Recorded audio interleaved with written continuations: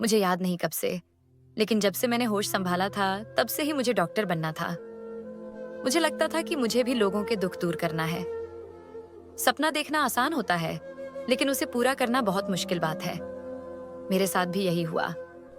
लेकिन ऊपर वाला आपके के लिए कुछ तो प्लान करके रखता है।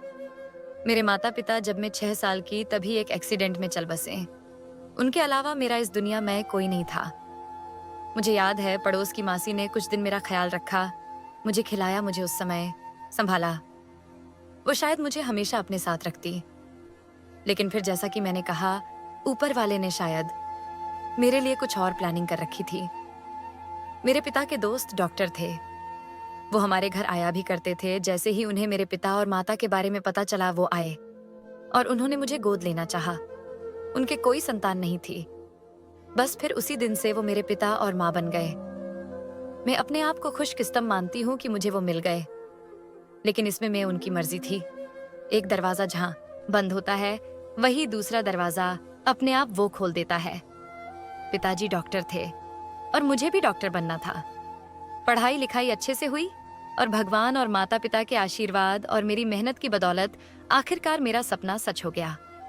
पढ़ाई पूरी करने के बाद पिताजी के क्लिनिक में इनके साथ मैंने प्रैक्टिस की और फिर वहीं उनकी थोड़ी ही दूरी पर उनके सहयोग से मैंने अपना एक छोटा सा क्लिनिक भी खोल लिया।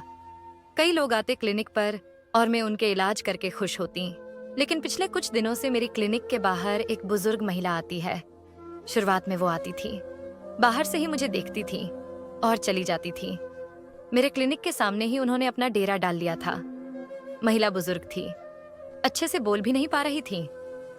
मैंने इस कारण उन्हें कुछ नहीं कहा।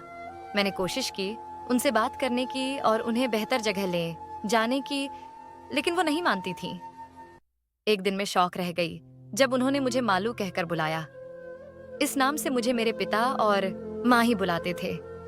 किसी को शायद ही यह नाम पता था। मेरा पूरा नाम मालती जरूर क्लिनिक के बाहर लिखा था, लेकिन यह नाम उन्हें कैसे? कुछ 1 या 2 मैंने सोचा, फिर मैंने बात को टाल दिया, यह सोचकर कि शायद उनके मुंह से निकल गया होगा। वो वैसी ही कई बातें बढ़ पड़ती रहती थीं। मेरे आते और जाते समय वो बड़ी प्यार भरी नजरों से मुझे देखती थी, लेकिन जैसे ही कभी मैं उनके पास जाती, वो नजरें चुराकर दूर होने लगती। इसलिए फिर मैंने उनके पास जाना छोड़ दिया। करीब 1 महीना हो गया था उनको मेरे क्लिनिक के आसपास। इस बारे में मैंने माँ को बताया था। एक दिन माँ को कुछ काम था और उनका मेरे क्लिनिक आना हुआ। वहीं उन्होंने उस बुजुर्ग महिला को देखा। देखकर उन्होंने उस समय कुछ नहीं कहा, लेकिन मेरे घर जाने के बाद उन्होंने कहा कि उनकी शक्ल जानी पहचानी सी लग रही है। उन्हें ऐसा लग रहा था कि उन्होंने कहीं उनको देखा है। करीब 15 दिन बाद एक दिन मेरे घर जाने पर माँ मुझे कहती है कि उन्हें पता चल गया है कि वो कौन है, लेकिन अभी पूरी बात नहीं बता सकती। मैंने कहा, कौन है आप, उन्हें जानती हैं क्या?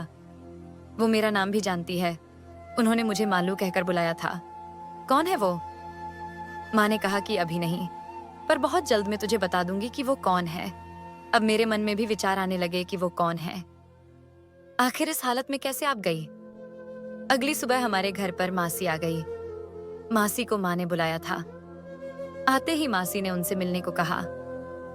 अभी तक मेरे समझ नहीं आ रहा था कि यह क्या हो रहा है। हम तीनों क्लिनिक गए।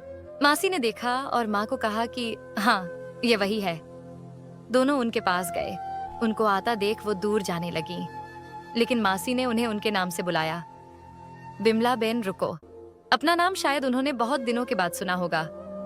मासी ने उनका हाथ पकड़ा। वहां पर फफक फफक कर रोने लगी। मासी के कहने पर पहली बार वो क्लिनिक में आई। अंदर बैठी पहले से अच्छी लग रही थी, बात भी कर रही थी, रोते भी जा रही थी। लेकिन मुझे अभी तक समझ नहीं आया कि आखिर वो महिला है कौन जिसे मेरी मासी ने देखा और माँ को कहा कि हाँ, ये वही है। दोनों उनके पास गए। उनको आता देख वो दूर जाने लगी, लेकिन मासी ने उन्हें उनके नाम से बुलाया। बिमला बेन, रुको। अपना नाम शायद उन्होंने बहुत दिनों के बाद सुना होगा। मासी ने उनका हाथ पकड़ा। वहां पर फफक फफक कर रोने लगी। मासी के कहने पर पहली बार वो क्लिनिक में आई। अंदर बैठी पहले से अच्छी लग रही थी, बात भी कर रही थी, रोते भी जा रही थी। लेकिन मुझे अभी तक समझ नहीं आया कि आखिर वो महिला है कौन जिसे मेरी तेरा भविष्य बन जाएगा अगर कोई मिल जाए तो। तेरे एक ही मामा थे, तेरे नाना का जमीन जायदाद सब था, लेकिन तेरी माँ ने अपने पसंद से शादी की, जिस कारण उन्होंने उनसे रिश्ते तोड़ दिए थे। जब मैं तुझे लेकर उनके पास गई तो तेरे मामा तो तुझे देखकर पिघल गए थे, लेकिन तेरी मामी ने साफ मना कर दिया कि हमारा इससे कोई रिश्ता नहीं। तुझे याद है, उस दिन मैं तुझे ले गई थी, मासी ने मुझसे सवाल किया। मुझे याद है, धुंधला सा। मैंने कहा, समय कभी एक सा नहीं रहता। आज इनके सगे बहू ने इन्हें घर से निकाल दिया। तेरे मामा के जाने के बाद इनकी यह हालत हो गई। शायद इनको अपनी की उस गलती का अब एहसास हो रहा है। बुरे समय जब आता है तब एहसास होता है कि कभी भी घमंड नहीं करना चाहिए, ये कभी भी किसी के साथ भी हो सकता है। इसलिए तुझे ढूंढते ढूंढते ये यहाँ तक आ गई तेरे पास। मुझे पता था इनके बारे में खोज खबर मिलती रहती थी। तेरी माँ को भी मैंने बताया था, इसलिए उन्होंने मुझे फोन किया। यहाँ आने को उन्हें लगा कि ये वही है। उनको देख मुझे जरा सा भी गुस्सा नहीं आ रहा था। पता नहीं क्यों अपनापन पैदा हो गया था। उन्हें लगा था कि उनसे गलती हो गई थी। अब जाकर उनकी आंखें खुल गई थीं।